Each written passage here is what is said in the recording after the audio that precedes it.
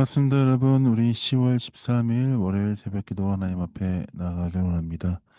역대하 24장 17절부터 27절까지 말씀을 가지고 버리고 버려진 요아스란 제목으로 말씀 나누겠습니다.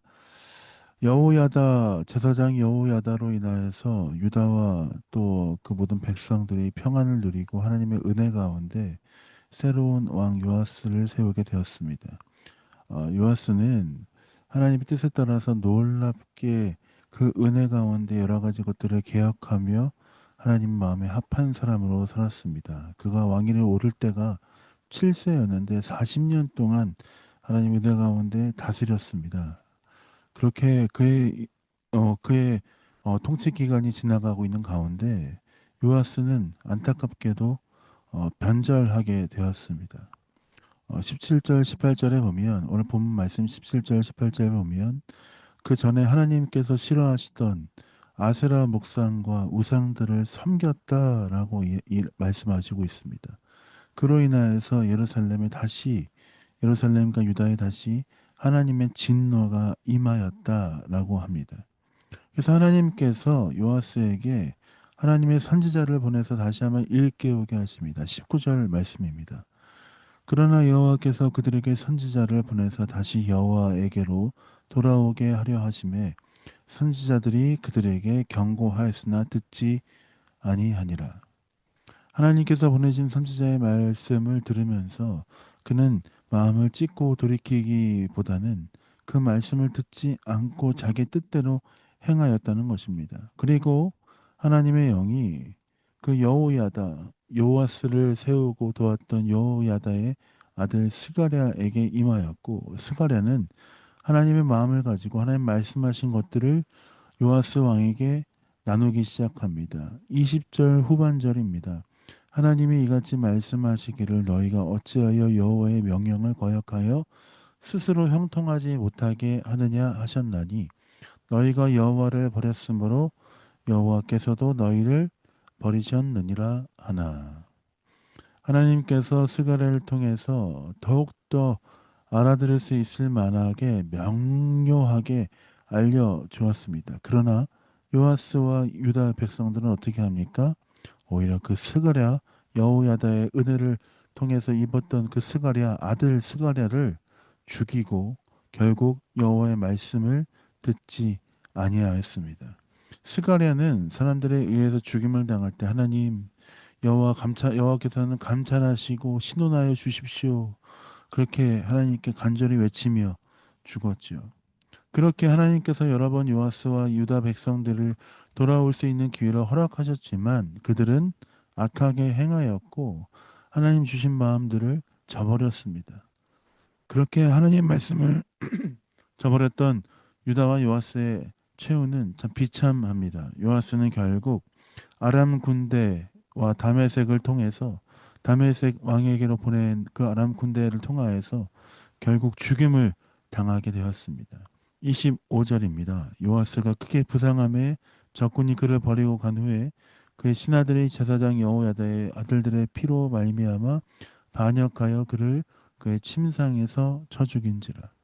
아람 군대를 통해서 하나님께서 깨우치시고 또 벌하시고 책망하신 이후에 그와 함께했던 사람들 그들이 반역하고 신하들이 반역하여서 요아스를 쳐 죽였습니다. 그러나 더 슬픈 것은 요아스가 다윗성에 장사하였으나 왕실의 그 왕들의 묘실에는 장사하지 않았던 것입니다. 즉 그는 왕으로서도 인정받지 못했을 뿐만 아니라 하나님께 버림받은 사람이 되었지요. 그 요아스의 모든 행적들이 쓰여져 있고 그 이후에 요아스의 아들 아마샤가 왕으로 세워지는 것들을 볼 수 있습니다. 사랑하는 메릴 영광교회 성도 여러분, 우리가 역대한 말씀을 계속해서 묵상하다 보면 반복되어지는 것들이 있습니다. 그것은 무엇이냐면 하나님 마음에 합한 왕으로 합한 사람으로 쭉 살아가다가 그 끝에가 변절하여서 하나님 마음에 합하지 않게 살아가는 모습들을 우리가 종종 보게 됩니다. 솔로몬 이후에 계속 이어지는 왕들 중에 어떤 왕은 정말 하나님 말씀 가운데 충실하게 열심히 살았지만 그 마지막 끝이 좋지 않아서 결국 하나님에게 버림을 받은 사람들, 병이 들어서 하나님께 징벌을 받은 사람들이 계속해서 나옵니다. 하나님 말씀을 듣고 끝까지 살아가는 것이 행복하고 감사한 일임에도 불구하고 그것들을 알고 있음에도 불구하고 하나님 말씀하신 것에 따라 사는 것이 감사한 일임에도 불구하고 그들은 끝까지 그렇게 살지 않았습니다. 왜 그렇습니까? 하나님 앞에 항상 겸손하고 그 뜻과 그 은혜를 구하는 삶이 되어야 하는데 때로는 하나님이 아닌 자기 자신을 믿거나 자기의 행한 일들을 보면서 자아도취에 빠질 때 하나님으로부터 멀리 떨어져 나아가는 것 같습니다. 사랑하는 벨리 영광교회 성도 여러분, 우리는 이 역대하에 나오는 왕들처럼 그렇게 실수하지 않기를 원합니다. 우리가 살아가는 이 삶이 하나님의 은혜인 것을 기억하고 하나님이 부르신 것에 감사하는 삶을 살 뿐만 아니라 지금 그 삶을 사는 것뿐만 아니라 우리의 평생에 우리의 삶의 고백이 주님 우리의 왕이시며 주님 우리의 모든 것 되심을 고백하며 나아가는 여러분 되시길 예수님의 이름으로 축복드립니다.